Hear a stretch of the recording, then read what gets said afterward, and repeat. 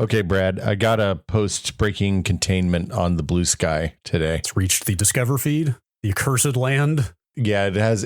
I'm getting replies from people like, well, it started like Twitter in 2010, where like Alex immediately jumps in with a better joke than the one that I wrote. It's classic. And then everybody else piled on after there, and now it's starting to be random people who don't understand the joke. It's doing the Twitter thing, the classic algorithmic sorting of people that we both follow that reply to you are floating to the top. So it's like, also, should we mention what this post is about? No, they were the first ones, just to be clear. Just to be clear, Alex, number one with a bullet. He was up. He had something up 30 seconds after I made the post. He was on it. Then here's Austin, and then here's Ben replying to him, and then here's Danica. It's like when I see this many people that we mutually follow responding to your thing, I see that it is gaining some traction. Look, I was walking down the street on the way to GDC last week, and I saw a sign on the side of the Market Street, as one does, and they're usually for like startups. So it's like crypto bullshit or AI bullshit. Oh, dude, or the number of AI related billboards in this city it should be illegal. Yeah, like, hey, you know what? You can fire your whole HR department and use our AI thing to give everybody HR that's, probably better for the company and worse for the humans than the existing process. Okay, let's be real here. They knew what they were doing when they chose the name Post Hog, right? Wait, hold on. You can't just drop that. I had a story. I got to build to this, right? Go on. So I'm walking down the street on the way to GDC, and I've seen these signs all over the city over the last several months or year, and like I said, usually they're for some AI nonsense or some crypto bullshit or something skeezy. This one is just something wholesome. It's Post Hog. Right. But the new signs that they put up lately have this guy who's like, Kilroy was hearing it over the edge of the bottom edge of the sign. And I think there's more text below that, but I did a strategic crop to make it look extra creepy. Sure. And I took this picture of this sign because I thought it was funny on Wednesday. It said Post Hog experiments, period. Post Hog does that. And I was like, a lot of people do experiment with posting hog. And they sure do. Yeah. And I mean, I figured what place is going to appreciate posting hog jokes more than Blue Sky, which was founded on a long history of hog posting. Yeah, I mean, their extended brand identity features taglines like "We're a little hog wild about helping you build successful products," and they appear to have a little cartoon hedgehog mascot. Oh, I thought that was a bear. No. It's got spines all over it. Oh, I'm looking at the one that Austin replied. If you're suggesting there are bears with hedgehog style spines on them, we are in worse trouble than I thought. And that's some real annihilation business there. Mm-hmm. It sure is. So Austin posted a picture from what I assume is their website that said, "Why Post Hog? Because it's literally designed to be a no-brainer." And then it's a picture of a bear who's very clearly not wearing pants, sitting at a desk in front of a computer with coffee and like a little cup of pencils. So I think the disconnect here is that's not a chair that hog is sitting on. It's its tail. Oh, you think that's the hog? Absolutely. Because there are other.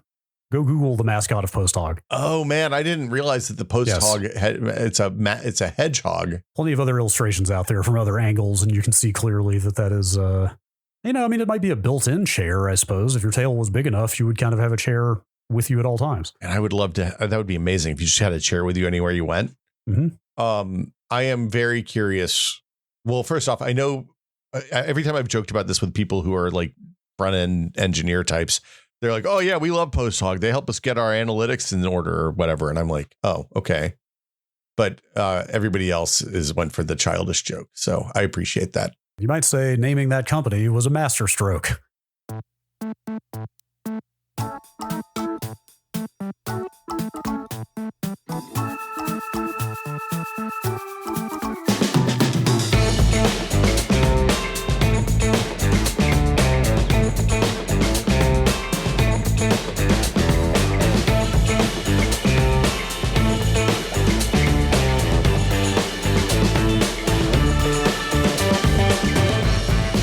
Welcome to Brad and Will Made a Tech Pod. I'm Will.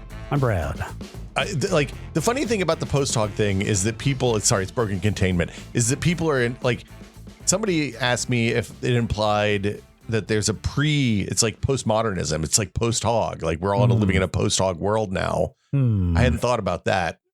And then somebody else asked if it implies the existence of pre-hog, which like I guess also could be true. Anyway, I'm done talking about post-hog now. Sorry. I'm just getting started. I'm sitting here clicking around their why post-hog page, trying to figure out if they have any information about where their name came from. I assume it's like a groundhog type situation. Like, I guess so. Like they really going to dig into it. They're going to get the business done. But I bet it's just a bunch of dipshits. We're sitting in a room. And we're like, it'd be really funny is if we called this the post hog. They don't have a Wikipedia page yet, actually. This is shocking me. That's normally the type of place you would go for some dumb little apocrypha about where their name came from. There is, I did end up on a Wikipedia page for post hoc analysis. I don't think that's where they got their name from. I don't think it's a play on that, but I don't know. I do have to shout them out because they picked up my dark mode settings from the desktop and I got a dark page instead of a light page. I mean, that's good. Which I appreciate. I might argue that has gone from a nice to have to expected at this point. I'm going to tell you, when you launch a newsletter without a dark mode, people let you know. I bet they do. Yeah. I bet they do. How do they let you know? Well, it's funny you say that. They mash reply on the email that comes in and say, hey, what about a dark mode? And I was like, I'll see if I can do that. So then I just made the whole, there was no dark mode, light mode toggle on the host that I chose. So everything's dark mode now. And you know what? Nobody's complained. I was just about to ask. I would love to see some market research on just going default dark mode. And is there a similar size contingent that wants a light mode that wants dark mode? I bet not. I think one person was like, hey, I liked the light mode better, actually. But it wasn't really a complaint. It was more of an expression of preference. So sure. Anyway, hey, you think your email is a good trade for that free white paper? No, that's what post hog. This is, I don't understand this. It is absolutely a hedgehog. I'm captivated by this. Sorry. Yeah. Yep. I'm going back. I'm opening a document that's called March 2025 because it is the last podcast of the month, which means It is that time that we turn all of the Qs that were sent in this month into A's. Maybe not all of them because it was a lot this month. Yes, we got quite a few here. I was surprised we only had one Star Wars related question, despite I got a lot of positive feedback on that Rob Zachney episode. Yeah, but I think it's just because people like Rob a lot. Yes. Even the one is only kind of tangentially Star Wars related. Yeah. We got a lot of Qs here. Some of them are bolded. Others are highlighted in yellow because that's how we differentiate which emails each of us wants to read. Yeah. See, I gave you the bold because you can just keyboard shortcut that. I have to click like 3 times to. You could italics. It's true. I don't think that's as eye catching. Well, I mean, if you want to be egalitarian, I'm happy to switch to highlighting. I often do this on my iPad, though, which is not a good place to have to select. And it's a pain in the ass no matter what I do. Yeah. I'm more annoyed that Google doesn't let you set keyboard shortcuts for colors in Google Docs. Everything should let you set keyboard shortcuts for everything. This is the first 100% fast mail emails episode. I took all of the emails that are in my fast mail folder for this and I archived the entire month. And now that box is clean again. Fresh start. Yeah, that's a good feeling. I also use J and K to go up and down the email list, which I like a lot. Yeah. Really? Wait a minute. Yeah. I think Gmail does that too for You know what this means? What? You know what J and K to go up and down are, right? No. You don't? No. Those are Vim keys, dude. Fuck. This is very exciting to me. Oh no. I hate this. You're getting there. This a lot. You're getting there. I find myself now occasionally using Vim controls in regular word processors and stuff, and it's becoming a problem for me. Not okay. Okay, so Gmail does up and down with J and K too. Yeah. Maybe I'm not accepting this. I'm going to say that this predates Vim. I bet the Vim stole this from someplace else, and chat's going to let us know. What if you were looking at a thing and you wanted to just copy the next 4 lines? I never have ever wanted to do that in my life. Them without having to highlight exactly what you wanted. Did you know you can do that in like 3 keystrokes? I hold down Control and Shift and press down 3 times to do that. What if you could just hit the number of lines? What if you just hit 3YY and it's in your buffer? Nope.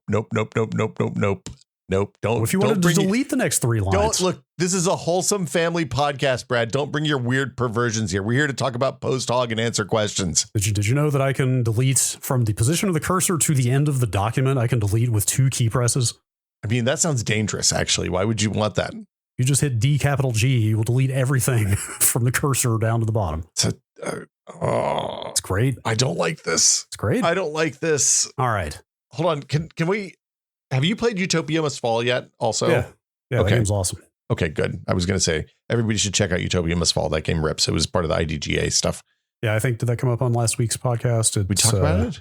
It may have, or we may have talked about it off air. It's been out for a little bit. It's been out for actually a few months. Yeah, but It came out last year sometime. It's like a vector game, and it simulates and it runs really well on OLEDs, is what I will say. It's like, yeah, man, I would love to see that on an OLED. It's like a hyperkinetic missile command roguelike. Yeah, that's a good way to put basically. it. It's like Missile Command with a skill tree. Yeah. Yes, it's very cool. You know what else is cool is answering some questions. Yeah, if you have a question, you can send it to techpod@content.town. It'll show up in my Fastmail where I'll read it, copy it, press J to get the next one, and paste both of those into the letter section at the same time. And we do these every month, so send them in. I think we're gonna have an overflow on the patron episode this month, would be my guess, judging by the we have to do that quality of questions. Yeah, well, look, the podcast never stopped, Brad. True. It's very true. All right. Let's start with emails. There are a lot of them. Dave in Sheffield. I used to hear some developers citing that porting their games to Stadia's Linux environment was not worth the return in revenue. In a post-Steam Deck world and the big improvements in Proton, would Stadia have fared better if there were an easier route to Stadia via a compatibility layer instead of a full native port? Or was it always doomed due to the subscription and game purchasing model? I think it is very much the latter. From my perspective, they were just a little bit ahead of the Game Pass model, a little bit ahead of realizing that, hey, people aren't going to want to pay full price for games they can't install locally on their machine, let alone hold in their hand as a hard copy. Well, there was also the problem that, as I understand it, they didn't actually give anyone. So they had a platform with no users and no way to project revenue and substantial porting costs. So hundreds of thousands of dollars for big games and still like a couple months run rate probably for smaller games. And they didn't help subsidize that. So like typically when you have a new platform that has no users and no installed base, you say, hey, we're going to subsidize this and we'll recoup that when you start selling the game. But if the game doesn't sell because our platform sucks, then it's on us. Right. Right. It's what Oculus did to get games on the Oculus headsets on the Quest and the Oculus headsets for the first few generations. And Google was like, no, man, you're going to have a billion user installed base. And meanwhile, gamers were like, I don't know about that. Yeah. I mean, that's the thing from the user perspective. They did nothing to build a user or an audience by A, charging you to get into the service, then B, making you pay full price for the games. That seems crazy in retrospect. Like these days, if you were launching a service like that, it would probably be get in the door for free, and here's a free to play game. Like here's a Fortnite-esque thing. You need something for people to just try at this point. Like charging an entry fee and then an a la carte game fee is just a non-starter for what people expect these days, which is to try a thing for free. And the broadband situation is still not great for streaming. Like if you live someplace that's not on a coast or near has good internet, you're like Xbox Game Cloud is rough.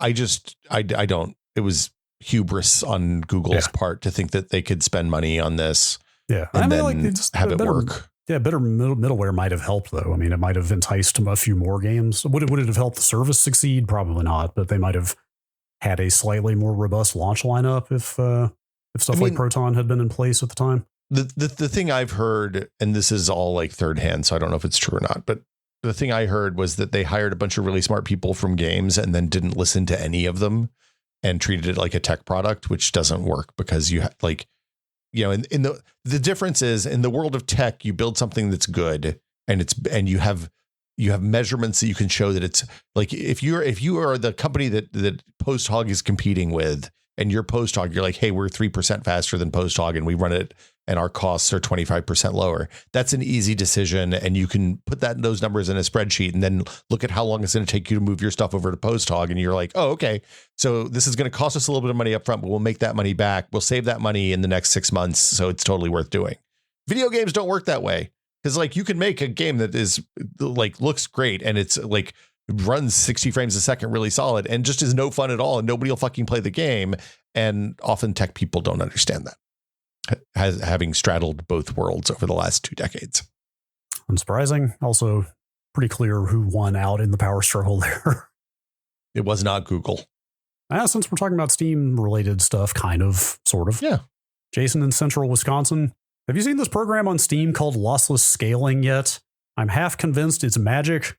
It provides upscaling and frame generation from an easy to use program that runs in the background with minimal performance hit.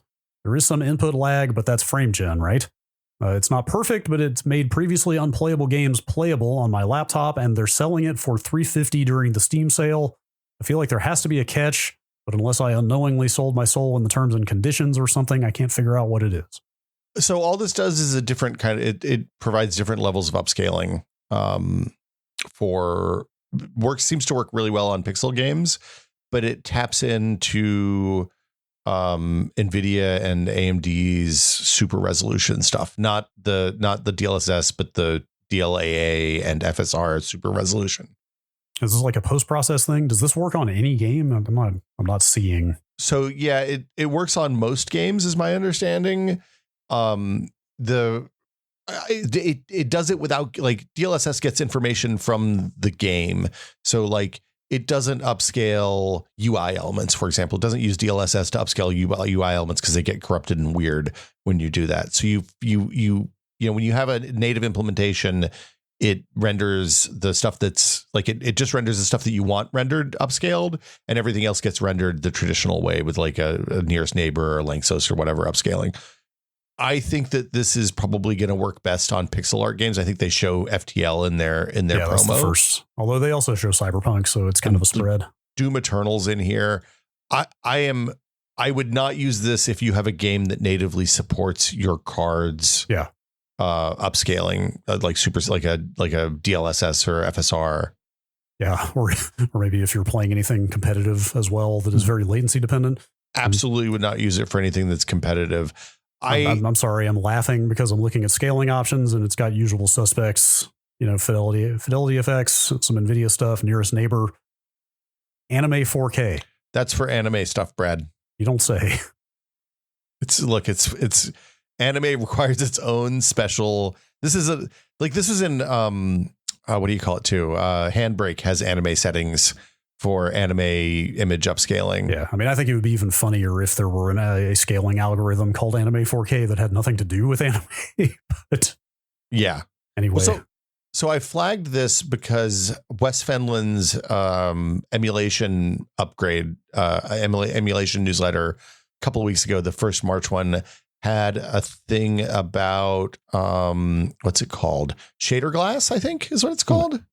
Have you seen that? No, I've got to subscribe to that newsletter. I don't subscribe to a single newsletter. If you're listening to this, in my defense, I don't subscribe to any newsletters. Wow, Brad, I'm sitting right here, man. Yours will be the first. Okay, sorry. Will's will be the first. Yours will be the second. Wes. It's just not part of my workflow. Like reading things in my inbox is just not something that I do. Well, so by nature. So, well, you need to see. This is why now that I have Fastmail and I'm excited about email again. Mm-hmm.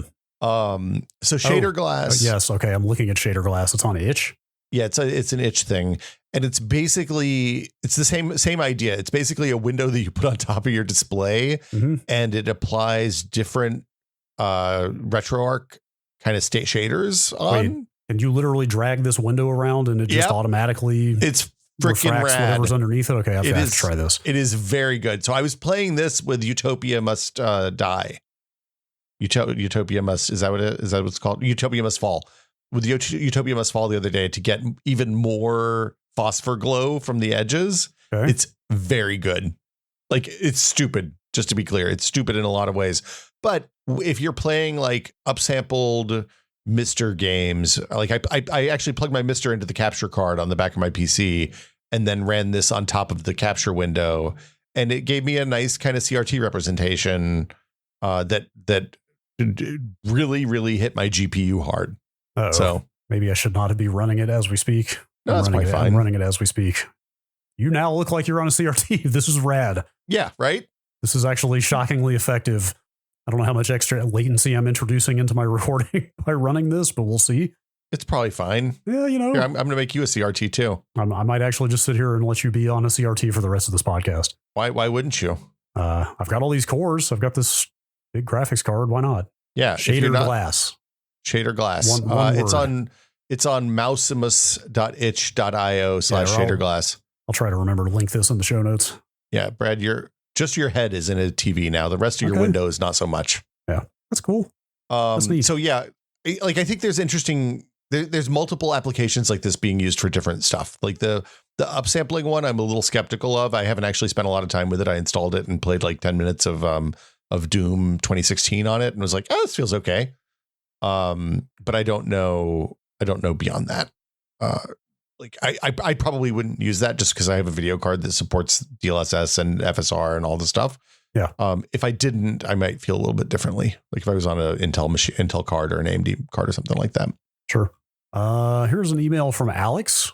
This is a good question. I'm someone who doesn't enjoy using social media, but I'm starting a new business and I think it'll be in my best interest to have some sort of social media presence. I like the idea of communicating directly with customers, but I'm worried about getting sucked in by the endless news feed. Is there a way to use technology to mitigate the bad parts of social media while reaping the benefits of it? Perhaps an intermediate layer that can act as a buffer. Well, I mean, you could just always post and never look at replies. Yeah. Or just look at replies. Feed. Yeah, like just look at replies to your posts and just never look at any kind of algorithmic, anything that's serving content to you. Yeah, I was going to say the other thing is the reason I've been spending more time on Blue Sky these days is the lack of the algorithmic feed. I mean, they put one in because some people need the algorithmic feed. Yeah, that Discover feed is broken. It does not work well at all. You have to follow a fair number of people for it to tick over. It works reasonably well for me, but I just don't use it because it's always bummers. Yeah. I mean, it works better sometimes than others. Occasionally it runs out of posts or it repeats posts constantly for me. And it also clusters topics in a way that's very like painfully obvious. Like I'll get 10 posts in a row that are about like the same relatively narrow Linux topic or whatever, like it's not the best Discover feed. But I mean, I guess my point is the algorithmic feed is bad just in general. Just get a reverse chrono feed. And when you run out of, then don't follow too many people and then you won't have too much stuff in there. Right. Like that's the thing. Because if you run out, you like the old days of Twitter, you just run out of stuff and then you go do something else. And that worked out well. And then we started following 2,000 people each and you never ran out and the brain was just constantly getting hit by dopamine and that feels nice. And then it feels not nice the more you do it. And then pretty soon you're posting, 250, 350 times a day like Elon Musk and you go completely batshit crazy. It's a bad way to be. Yeah, it's not good. You don't want to have posters madness. Let's dip into the Discord questions. Maybe we'll swing back up into emails. Wow. In a bit. Okay. Got to spread it around a little bit. This is unprecedented. It's usually strictly an email first, then Discord. Look, I could go every other if I wanted. Maybe I will. Okay. Bobby DeFish, what's your cutoff for it's time to get a new phone? I have an S25G. They'll stop delivering security updates for it this year, and the USB-C port no longer functions. I charge using a wireless charger, and the phone still works as well as ever. Should I wait until those updates stop sooner or later? I would, for how important and centrally located in a person's life a phone is these days, and how subject to potential exploits and vulnerabilities it is, I would not use a phone that is not getting security updates anymore, like flat out. Yeah, that's the hard line for me. Yeah. But the soft line for me is when the camera on the new one is significantly better than I didn't upgrade iPhones last year, partly because it's more of a pain in the ass to upgrade than it is to like the benefits seemed less than the upgrade. But like when the camera does something new, especially like types of things that I use like low light or like fast track action in the daytime, I'll upgrade for that. That's kind of my big one. Yeah. But yeah, let me reiterate, don't skimp on security updates, whether it's phone or tablet or your computer, whatever operating system you're running, like don't run something that is not getting security support anymore. Yeah. Things are too fraught these days. I did some research on this because I wrote about a recent newsletter was about the upcoming end of Windows 10 in October, where they're not going to do security updates for it anymore. They're not doing updates at all for it anymore. And I was like, what's the average time to like, if you put an unpatched system on the internet, what's the average time to own it? And it's still like 18 minutes for I don't know about Windows 10. The Windows XP and Windows 7 ones were less than 20 minutes. Now you're talking about connecting the system directly to a WAN connection, right? No firewall, no nothing. NAT. Yeah. That's obviously making things way more vulnerable than real world. But I wonder if 10 is going to present like a real massive target of opportunity for people that are looking to exploit computer systems out there. Like they're going to know, hey, there's like how many hundreds of millions of unsupported devices all on the internet at once all of a sudden. And they're just gonna be like, hey, it's like open season now. I mean, so I specifically looked at what the experience was like in like the last closest analog to this, the Windows 7 uptick. People actually switched to Windows 8 or Windows 10 by the time they killed Windows 7. Windows XP is the last time I could remember an enormous number of unsupported machines being on the internet. And it was also at a time before people had routers a lot. So it's a little bit of a not fair example because most machines are behind a firewall now, and that helps a lot. But yeah, the Windows XP pre SP2 thing, if you were on a raw internet connection pre SP2 coming out, it took like 10 minutes before some worm infected you. Usually it was incredibly fast. That's pretty frightening. Yeah. My iPad Pro is not getting updates anymore. I just discovered recently because I was like, man, it seems like iPad OS. Also, I hate saying iPad OS. I liked when it was all just iOS. I kind of iOS for iPads. I understand why there's some segmentation there now, but still, anyway, at some point I was like, man, I feel like I should have gotten iPad OS 18 by now. What the hell's going on? And then I looked, and sure enough, my model of iPad Pro was dropped off the support list for 18. So, oh boy. I don't know how Apple is so security conscious. I wonder, do they still extend like some basic security updates beyond like kind of iOS end of life? I tried to find that information and I could not find a definitive answer on if 17 would still get security updates. I want to say mine did pull a minor security update in the last couple months, but I could be wrong. Wikipedia says iOS 17 is obsolete, no longer getting security updates. Okay, I guess it's time for a new iPad then. That's a bummer. Tariffs in effect, and it's a down year for iPad updates. So I'm double screwed on buying a new iPad right now. But anyway. You have the first iPad Pro? It is, gosh, I lost track of them. It's the last iPad Pro that had a home button, I want to say. It's the last 10.5 inch one. Probably it's probably the last A processor, not M processor one too. I think they still were using A's in the 11 inch for the first year or two. Yeah. They're apparently revving the iPad Pro this year, but keeping the same M4 in it for another year.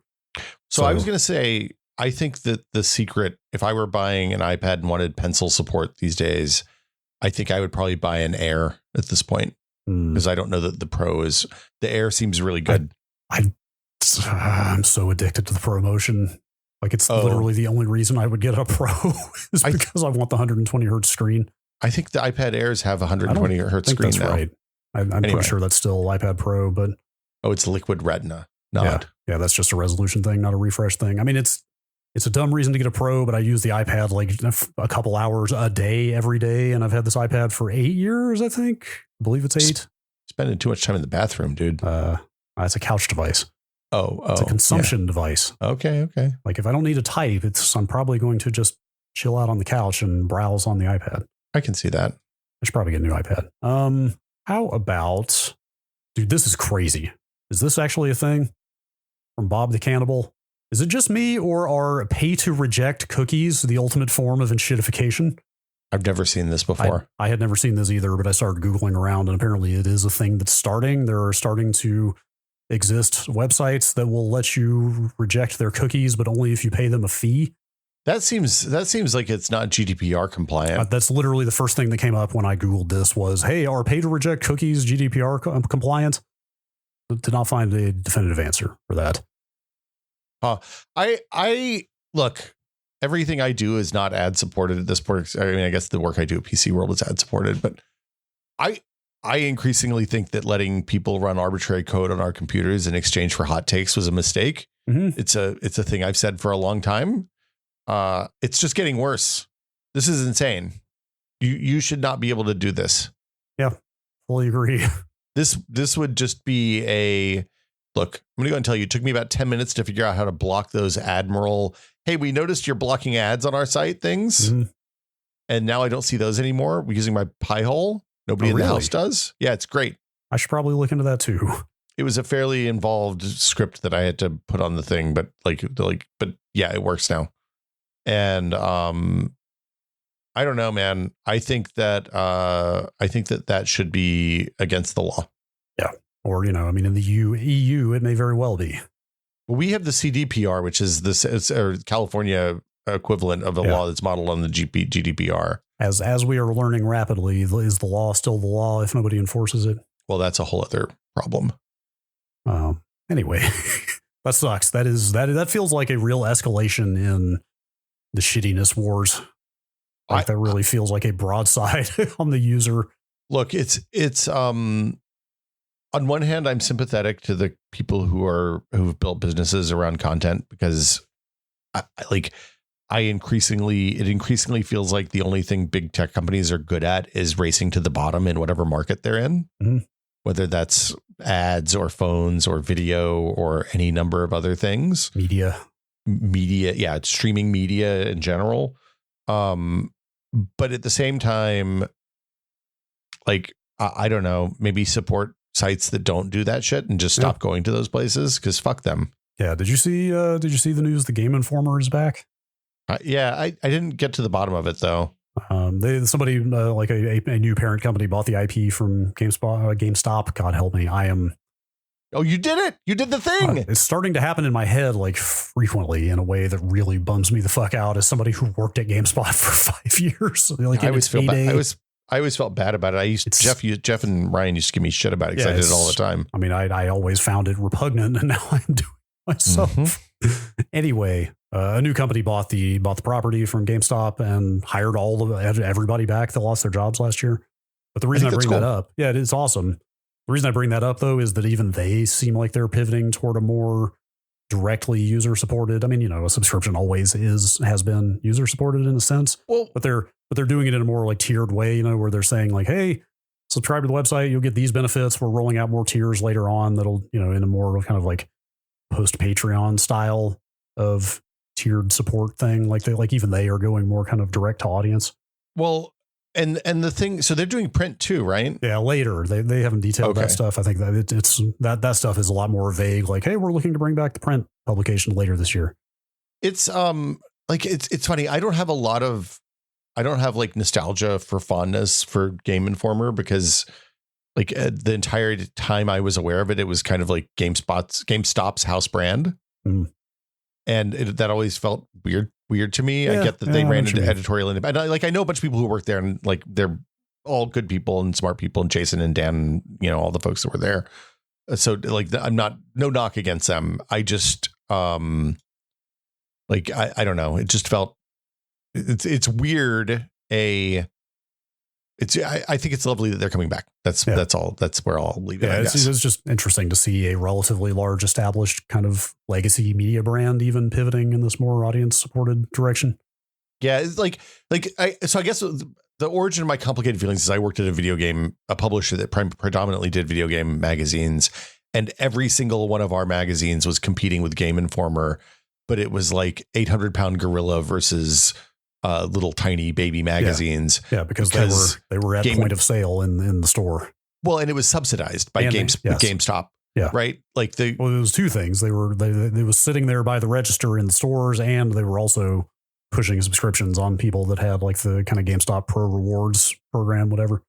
Yeah. And if you bought 2 games a month, the Pro Rewards thing made sense. So everybody had it. So their circulation was huge. Their circulation was enormous. Like we were doing 500,000 copy Circ magazines, and they were like 17 million or something ridiculous. Good Lord. Yeah. So part of my, like I said, this is not a knock against the people who work there, because they were great people doing good work.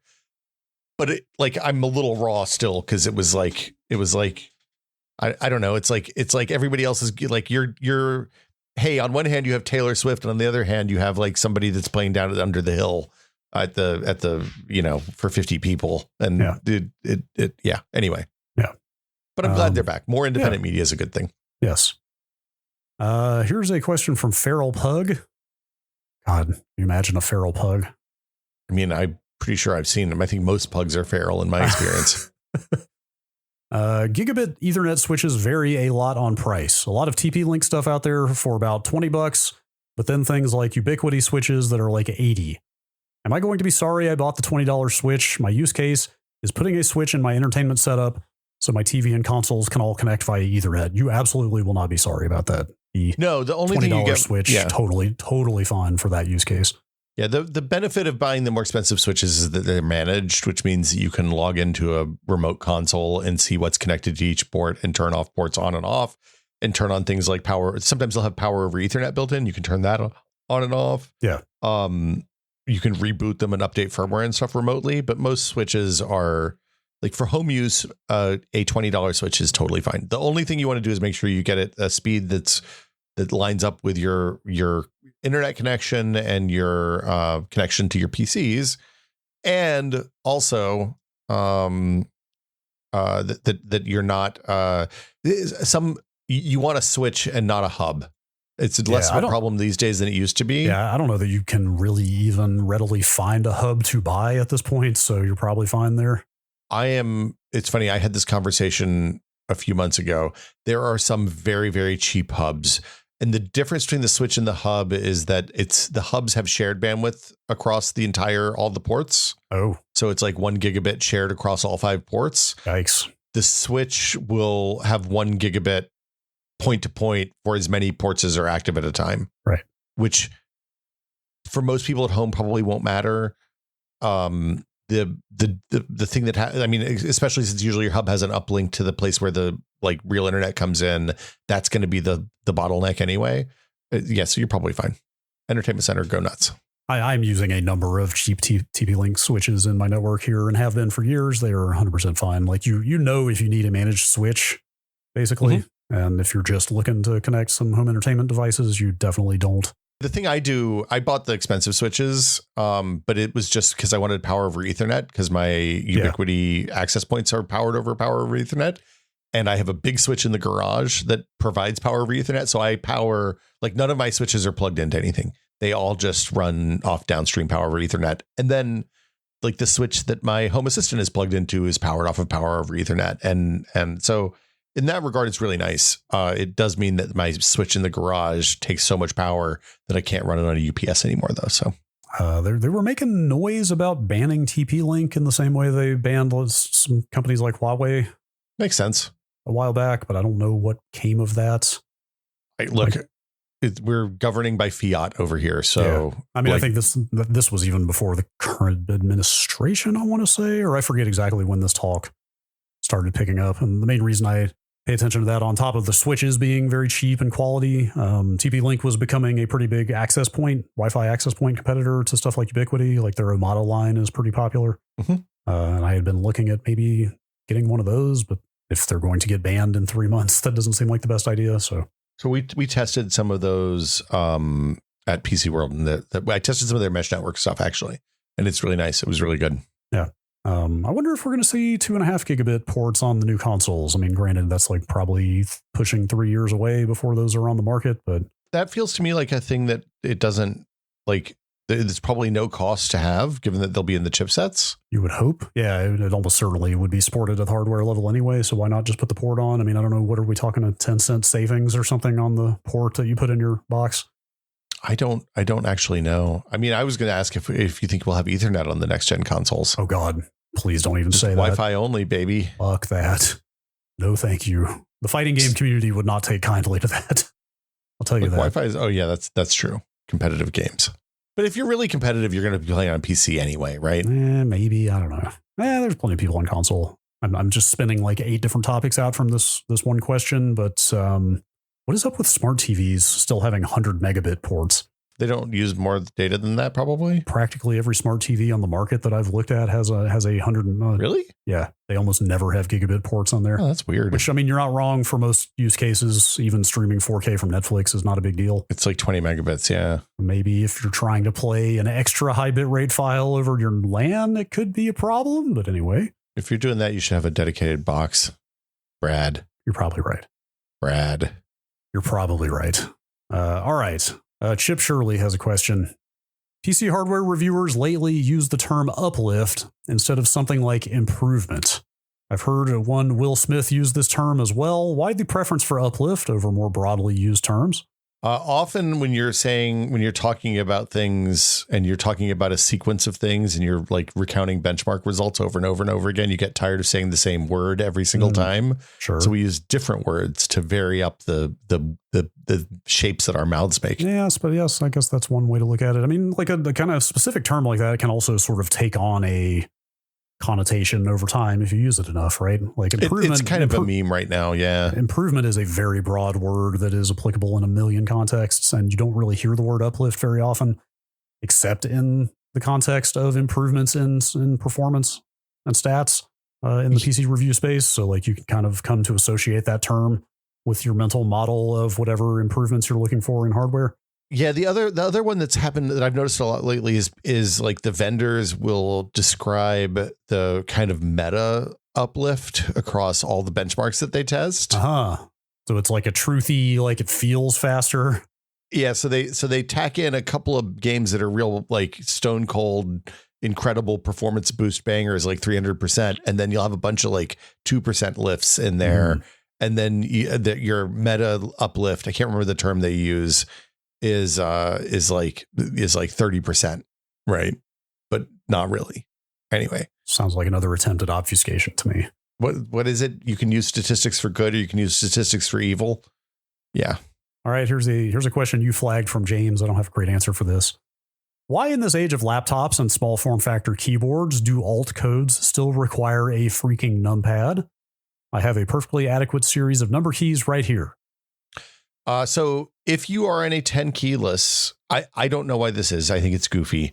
But if you are on a 10 key list, the thing you do is you make a new layer on your keyboard and you bind like the JKLUION comma period keys to be a fake 10 key list, a 10 keypad. And that's how you do it. That's how you get your problem. Sounds like a lot of work. I mean, what if you just got a keyboard with a numpad? I like having my wrist not jacked up, and having the numpad hurts me. Check this out. That's too wide, dude. Look at that numpad. That is not an Apple keyboard. That's wireless, and it's black. That's right. Are you okay, Brad? Is it black? Can't see the navy blue. Oh, it looks black on camera, but I believe that it's navy blue. I just bought some new keycaps for it. Yeah, the Olivetti TTY keycaps look nice. Yeah. I like a numpad. I have a removable numpad for spreadsheet days. Yeah, that's probably fine. I use a numpad every day, though. I use it all the time. Really? Is that how you play games? Not often. I mean, like Caves of Cud used the numpad by default for movement. God. Oh no. I did not become a Caves of Cud sicko. I for what it's worth. I have tried that game so many times and I always fall asleep. Yeah, I'm fascinated by it in concept. I just don't know if it works for me in the way that I wish it did. I need to start playing it sometime at like 10 o'clock in the morning when I can stream it and have people tell me how to do it for a little bit, I think. Stream it. Yeah, actually streaming it sounds like the way to go. Maybe we should stream it sometime. Maybe we should be Caves of Cud streamers, Brad. Is there multiplayer or is it only single player, I don't think so. I'm pretty sure it's single player only. For people who don't know, Caves of Cud is kind of like if Dwarf Fortress was a roguelike. Dwarf Fortress is a roguelike, dude. No. Dwarf Fortress is a sprawling empire building simulation. But like it's different every time. It follows all the rules. What I mean is Dwarf Fortress is a literal management sim, whereas this is an RPG. You are controlling a character and moving around a world. Yeah, I guess. So it is, but it's the very same. It's the same kind of like very simplistic graphics, but extremely deep simulation. It's got a combat log you need to follow, just like Dwarf Fortress. Like it's that kind of thing. Yeah, it's a lot. It's a very interesting game, but it's a lot. It's the kind of game that you feel like you have to watch like 10 videos before you start playing, so you understand what's going on. 100%. Anyway, good game to have a numpad for. Gross. Question from TJ. What are your thoughts on creating a separate partition on a large SSD that is dedicated to a Windows install?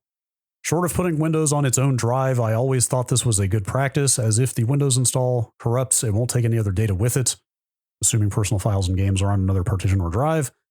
But searching around online, I see conflicting opinions on whether it's worth the effort. Yeah, so that's kind of it. It's funny. I've been thinking about this a lot lately because I'm working on another thing about it. But remember in the old days when you had to reinstall Windows like once a year to kind of keep it running good, and then Windows 10 came out, and we don't do that anymore. Yeah, it's think this is a direction we're going to end up getting with Windows eventually. My guess is that like OS 10 and a lot of Linux's Windows becomes immutable at some point where the OS is essentially untouchable. Yeah, this would be a tough subject to dig into because it's intensely technical and it's not something you can really put your hands on, but immutable OSs has become a pretty interesting topic. There is a site I follow, because of course I do. For every macOS release, they do the work and document exactly what macOS looks like under the hood on a drive now. It is insane. It is completely insane what a macOS install looks like now. Like it is so many different little partitions and subvolumes, and they are cryptographically signed and sealed, and they are combined into snapshots at boot time. Like I could barely explain it. You're looking glassy eyed. Are you looking this up? No. So I was doing research on this and I found the site that I think you're talking about. I can't remember what it's called. Does it have like a big block diagram of what the partition scheme for looks each like? one? Yes. Yeah. Like it's incredible. It's mind bending. Like what Apple is doing to keep anybody from tampering with the OS on your drive these days is like complete insanity. Well, but I mean, so there's real benefit to it, right? Yeah. I'm not saying it's like a bad thing. It's just hard to understand. If you're a lunatic like me and you want to make like a bootable backup of your macOS install drive, for example, like it's pretty tricky, not trippy, although both actually. But also you don't have to, because your OS 10 install drive is just the same as every other OS 10 machine out there. So that's or OS 11, I guess, or OS 12 or whatever it is now. Whatever they're on now. That's an interesting downstream consequence of the way Apple is doing things now. You don't need to you don't need to wipe and reinstall your macOS anymore, because every macOS install is now a bit exact copy of every other macOS install. Yeah. So you just do a factory reset and it wipes all of the user data and you are back to a fresh, exactly as if you had reinstalled anyway. It's crazy. I will say before we move on, just because I'm rambling about the things I spend my free time on, Apple has a tool for backing up a modern ARM Max system drive. It's called ASR. Oh, you might want to look up. It's a command line utility with a full on man page. Like it's that level of low level, but there does exist the capability to properly back up a Mac OS drive now with that tool. If you really want to spend the time doing that, like I probably will at some point. I need to wipe my laptop and I just want to make sure everything's backed up. Anyway, it's the Eclectic Light Company is the site that I was talking about. That sounds right. I'm going to send you a link to the post, and you can. That is them. Yes, absolutely. I'll put a link to that in as well. It is a lot to wrap your head around.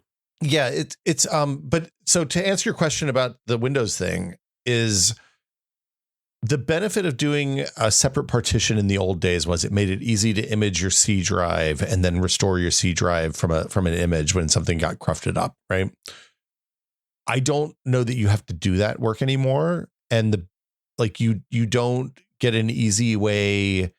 Like if you reinstall on top of that, it's not going to be any different than if it's on the partition with everything else. If the drive fails, you're not going to that problem is going to be the same. If your drive is corrupting regularly, you have a larger problem with your hardware that is not related to Windows. Like you have something jacked up with your memory, you're overclocking your CPU too much or something like that. Your Windows install should not get corrupted regularly. That is where we're at with Windows at this point. If you're on Windows 10 or 11, it should be pretty good. And if it is, you can do the SFC /scan now to find the corrupted files and restore them from the restore partition, which is like a hidden 700 meg partition on the backside of your drive, or 70 gig. I can't remember. It's a relatively small partition on the back end of your drive.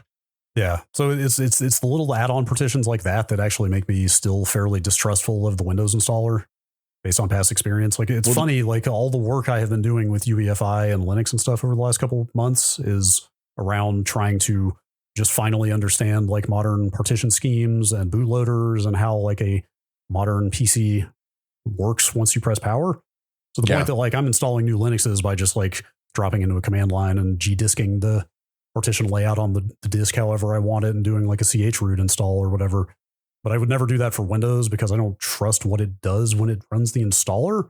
Oh, I think he's asking something different than that. I don't think he's saying keep the installer on the drive. I think he's saying no. I'm offering that as a preamble to say like I feel very comfortable now working with manual partitioning and manually putting OSs on different partitions like he's describing. What I'm saying is that the Windows installer is opinionated enough about what it wants to do on its own that once you hit install, Like I can't predict what it's going to do to the point that I don't think I would actually bother trying to do something like this, because I've had the Windows installer put that recovery partition on a whole separate drive from the one it was putting the system install on before. That's the kind of point that I'm trying to make. I'm inclined to just give Windows a whole drive and let it do what it's going to do. And just work around it. Yes, because it wants to do what it's going to do anyway. And I would just be worried about like unsupported behavior if you try to install it a way other than Microsoft expects you to. Well, and post UEFI Windows also has some really specific requirements about what the last partition on the drive is. So if you change that stuff around, like for example, I have two SSDs, two 2 terabyte SSDs, and I needed to image one onto the other. And the new one is like 75 megabytes smaller than the old one. Oh, that's no problem. You just shrink the partition and then you move the old partition back and you do an image across and it works, right? No, it won't boot because then the end of the back partition is in the wrong place and you have to do a bunch of boot repair stuff. And it's an enormous pain in the ass. Just use Windows, let Windows manage itself. And like I said, if your C drive is getting corrupted regularly, you need to figure out what's wrong with your computer. Something's jacked up. Right. All right. Question from Lovic. Long ago in a console generation, a long time away, the heyday of a voice chat in video games was centered on Xbox Live. I know I personally haven't used it myself since the 360 in favor of things like Discord, TeamSpeak, or Skype, but game developers keep including it. Is there secretly a large portion of users that still use it, or is it a feature that's included to check a box? Well, okay, so cross-play games, a lot of players on the console use the default voice chat that's built into the console. So they'll voice with their party if they're in a party, but people who play solo often use the in-game chat to speak to other people in their party, all sorts of stuff. And for cross-play, you really need it until fairly recently. Like you need in-game voice chat for games to support crossplay, because if you're playing on a PlayStation, I'm playing on an Xbox, we would have to have some sort of weird phone or external based solution to use Discord on both of those platforms until fairly recently. The PC space has mostly moved away from in-game. However, the other exception is games that use prox chat. Like it kind of came on. I feel like Lethal Company was the first thing that I saw that really used prox chat recently. Yeah, I can't think of anything before that. It's becoming a thing. Like it's surprisingly common all of a sudden. Well, hold on. It was a thing a long time ago too. Look, I know it's always been. It's been a thing since the first Halo was being demoed right on the Macintosh, but it's never caught on in the way it is now, is what I'm saying. Like it was great on Halo 2 on the Xbox. When you sneak up behind somebody and shiv them, you're like, hey, man, I got you. Wow. And then they hear that in their ear coming out of their speakers. I must have played the wrong multiplayer games. I feel like people have never really cared about proximity voice chat that much until the last year or two. So I played Halo 2 with a group of other magazine editors and Xbox people and OXM editors and stuff like that for years. And we all used the prox chat because like it was super fun. When you're playing with somebody, you jump in their back of their car and then you start whacking them. You're like, oh, you can give them some grief because you know them. I would never do it in the wild internet because no, thank you. Yeah, I mean, I think what's different now is that there are very good both gameplay and atmospheric reasons to constrain the voice chat like that. Like people are coming up with design reasons to include it and feature it in a way that they never did before. There was an Among Us mod that was popular during the pandemic for PC, the PC version of Among Us that added prox chat. So like when you'd sneak up behind somebody and kill them, you could talk to them a little bit beforehand. Right. And that was incredible because it went from being a game where everybody had to be silent when they were out doing their tasks to like there's table talk and can get some kind of smack talk. Yeah. But yeah, I think to your point, the games like what's the ghost hunting game? Phasmophobia and Lethal Company and Content Warning and Void Crew and like those have taken.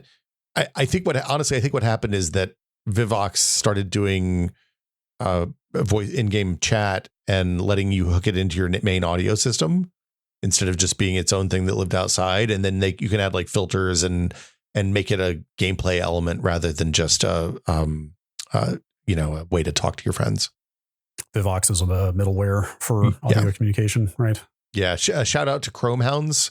the OG in this space. Yes, like Chromehounds is a very early example of a game that used voice chat in a clever way to enhance the gameplay and was criminally underappreciated. Well, I mean, the thing that you're referencing is that when you started the game, you didn't have voice chat unless there was a specific, like a goal captured on the map by your team. Right.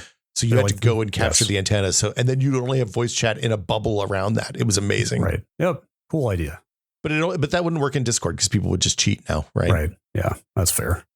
Let's see. How about I'll go back to the emails for a minute as promised. David from Holliston, Massachusetts. Okay. Will recently floated the idea of using a NUC. That's the little tiny nuclear x86 unit box of computing. Yes, the formerly Intel, I guess now owned by ASUS, right?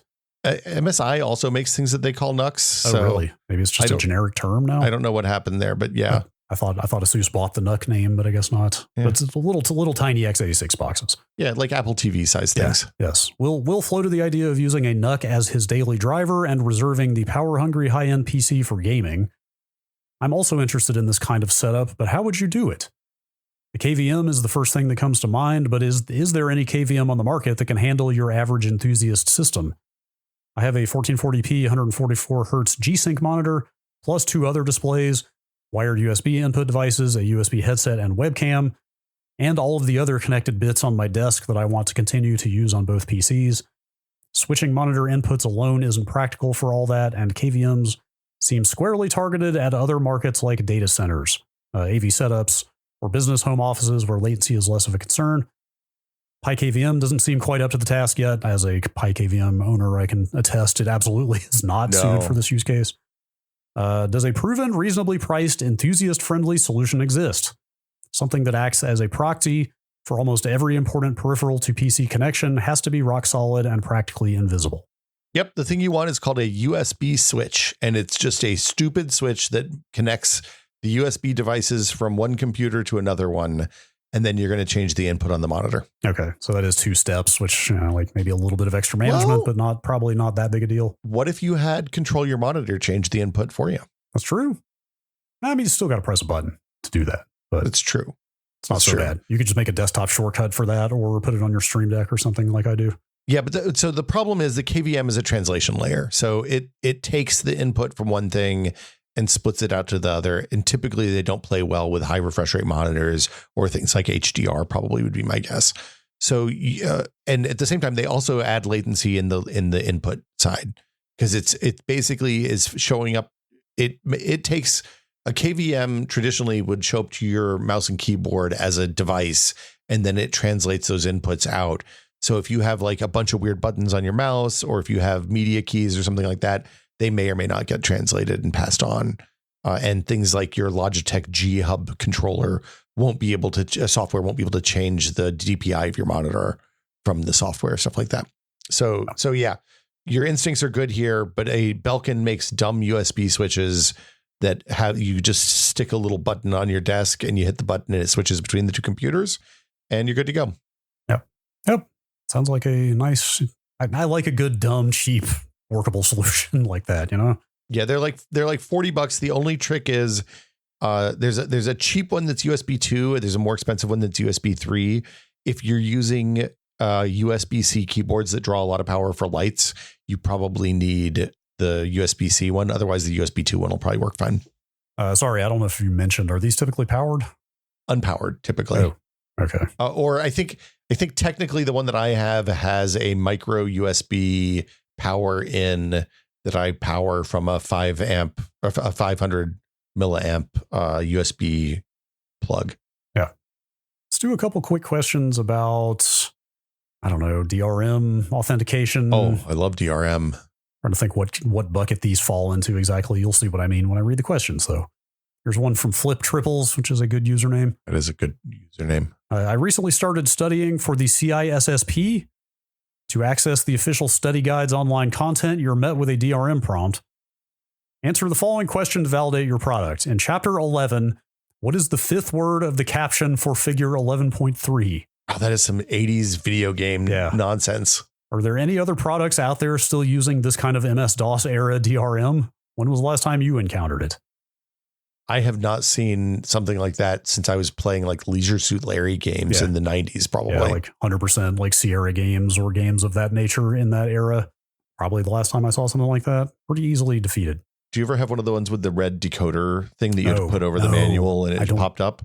I don't think I ever had anything other than exactly what's being proposed here, which is just the like 8th word of the 5th page type stuff. I never had any of the fancy ones. The fun part about that was as soon as I got access to the internet, I realized that all you had to do was search for because like when those games were popular, I lived in a dorm and people would come by and borrow games and stuff all the time, right? Because we were is basically like a casual piracy ring over in the freshman dorms, and somebody would grab the manual. And then I was just like, well, I'm going to go look and see if this is on Usenet. And I went and looked and it wasn't just the manual that was on Usenet, because that would have been a big download. It was like, here are the 20 different prompts that it gives you and the passcodes. Of course. And I was like, oh man, this is the saddest piracy I've ever participated in. That's pretty good. Yeah. I don't know why this question made me think of this, but I went and looked it up right before this. Have you seen FreeDOS? Yeah. Okay. Are you familiar with it? I might start tinkering with FreeDOS a little bit. FreeDOS is the open source disk operating system that's compatible with like DOS 6.2 or something. Yes. It is a new open source implementation of MS-DOS. Like it not emulates, but it re-implements all of the system calls of DOS and stuff. So it's fully compatible with basically everything. Like I think more or less every DOS program, and only Windows up to 2.0, unfortunately. It's fun because it's the same. They're doing the same thing with open source that Microsoft did to IBM, or Compaq did with IBM, right? Microsoft did with IBM, I guess. Yeah. Yes. Anyway, but you can install it on a modern computer, so you could boot FreeDOS on your 9800X3D and play X-Wing that way natively. I don't have a floppy drive anymore.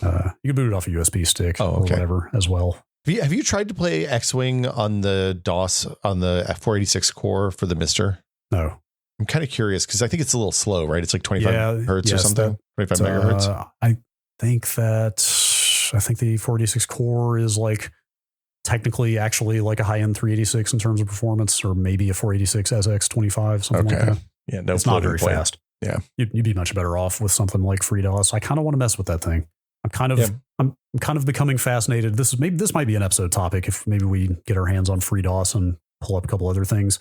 I found a guy on GitHub who is writing modern drivers for Windows 3.1. Why wouldn't you? Yeah, clearly. He wrote a modern video driver that will work on modern graphics cards and let you run Windows 3.1 on a modern machine. And there are screenshots on that GitHub repo of the Windows 3.1 program manager at 1080p and up. Wow. And it is mind-blowing to look at. Wow, I bet that's really, really small.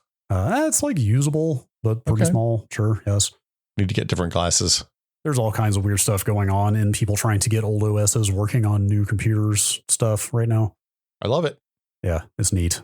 The other question in that vein is from Fernando. How do the new I am a human button prompts work? I get the ones that make me pick motorcycles and hieroglyphics, but what's the deal with the ones that just make me check a box, think for a bit, and then deem me a soul vessel or a human? If they can tell that I'm me just by me clicking a box, why not just make the check automatic? Typically, they look at the cookies. They look at the cookies that they have access to, and they can profile you as a human based on that. I'm not sure. Where does the checkbox factor in? I'm still not sure what purpose that serves. I think you have to. I think the machines have a hard time checking the box. I don't know. The point is, if you're running like a lot of the things that are not humans are not running like a graphical interface, so the checkbox won't even show. You're saying the checkbox is just one last line for like fully automated scraping or whatever. Yeah. I see what you mean. Yeah. So I'm surprised that there is not some automated way for scrapers to check boxes, like visually identify them at this point. You could like use computer vision or something. Well, it's like if you want to rule out bot answers to a survey for a contest survey, you make the first question a yes answer default to. You put two questions in, and one is a yes and one is a no, and the things that always answer the same thing to everything will be ruled out by those two questions, because you say, "Hey, are you a bot?" No, and it's like, "Are you sure you're not a bot?" Yes, and then you rule out like 90% of the bots because most of them are really lazy. Yeah, fair. All right. I'm going to say we wrap this one up with a cake batter lightning round. What do you say? I love it's my favorite time of the month. This is cake batter lightning round. Yes. All right. Some quick hits here. If I were to introduce myself as quote, being born in the late second millennium, do you think that's a good opener for a PowerPoint presentation? Okay, so the first millennium is from 0 to 1,000. Yeah. And the second millennium is from 1,001 to 2000. That's a weird way to put it, man. I think that's a pretty cool way to describe yourself. The problem is that just about everybody obviously there are an increasing number of exceptions as we get deeper into the 21st century, but a large number of people can make the same claim to fame. So yeah, not super unique at the moment, but it still sounds very cool. I think about those people that were born in like 1998 or 1999 that might get to see the next century after this one. That sounds probably optimistic. Not, though. Probably optimistic. Not. Let's be real. Let's maybe not dig into what we expect life expectancy trends to look like in this century. Yeah. Well, okay. Yeah, I guess I've started referring to things as the turn of the century now, from like the 1990s to the early 2000s. Yeah, sure. I think that's totally valid. Well, but like for the first 20 years of my life, that was the last turn of the century. Right. Sure. Yeah. If you're gonna do the millennium thing, you got to grandiose it a little bit. You got to make it in the waning days of the second millennium or something like that. Yep. Next question. How often do you clean your headphones or earbuds? I find if I don't regularly wipe them down with some isopropyl alcohol, my ear bits get irritated. I can't use the rubbery tips on my AirPods because they irritate my canals. Oh, that's a bummer. Yeah, I think there's something in there that my skin doesn't like. So I buy Comply foam tips. I have for years because it's always been a problem with in-ears for me. And they only last about 5 months probably on the outside. Wow. Jeez. Well, you get it's a 3-pack for like $10. Yeah, that's all right. So, they go to the ocean, I'm sure, which feels bad. I actually, realistically, they age in my office for a long time, and then I throw them all out at once. But they're very comfortable and they isolate the noise a little bit better. Sure. But usually like every they come in colors is what I'm saying. They're not white. So they come in colors. And if I take them out and I go, ew, that's when I clean them. Fair. I think that's probably the standard. I have a decent little like $30 pair of sound cores that I use for exercise. Yeah. That I probably went like a year and a half on before I thought to clean them. Gross. Maybe about a year. At some point I looked at them and was like, yeah, basically what you said. I'm going to say you want to get like one of those. It's nice to have a plunger to go down in the stick hole if you're an AirPod person. Mm-hmm. So you like where the sticks go in the case, you can jam down there and clean all the gunk out of there. Yes, I've noticed that the case actually is perhaps more problematic than the earbud. Yeah, you need a pick thing to get the goop out of the hole where the sound comes out. Mm-hmm. And then there's I have this other nice little side brush for getting in like the wire meshy places.